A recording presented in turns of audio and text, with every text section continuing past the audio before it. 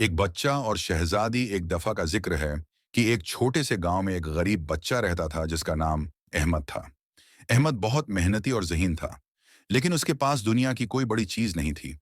وہ اپنے والدین کے ساتھ ایک چھوٹے سے کمرے میں رہتا تھا اور دن رات کام کرتا تھا تاکہ اپنے خاندان کا پیٹ پال سکے۔ ایک دن گاؤں کے قریب ایک شاندار محل میں ایک خوبصورت شہزادی رہتی تھی جس کا نام مریم تھا۔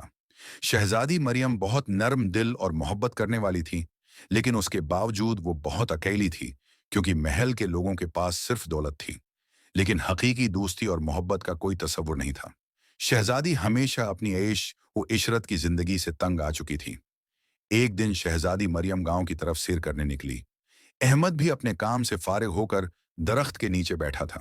شہزادی کی نظر اس پر پڑی اور وہ احمد کے پاس آئی۔ شہزادی نے ہندوستان کے شہزادوں کے ساتھ شادی کی ہے۔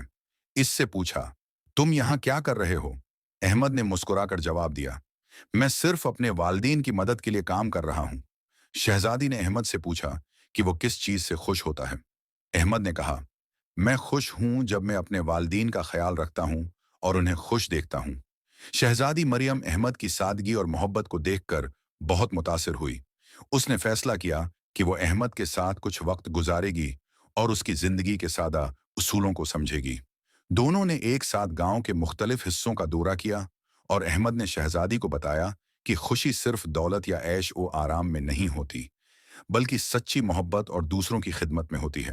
آخرکار شہزادی مریم نے ہمیشہ کے لیے اپنے دل کی خواہش کو پورا کرنے کا فیصلہ کیا۔ احمد کی باتوں کو اپنے دل میں جگہ دی۔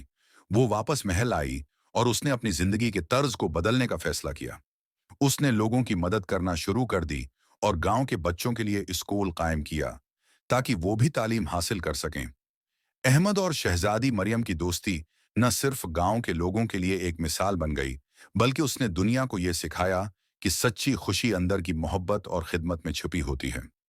کہانی کا سبق: یہ کہانی ہمیں سکھاتی ہے کہ دولت اور عیش و آرام سے بڑھ کر انسانیت کی خدمت، سادگی اور محبت میں اصل خوشی چھپی ہوتی ہے۔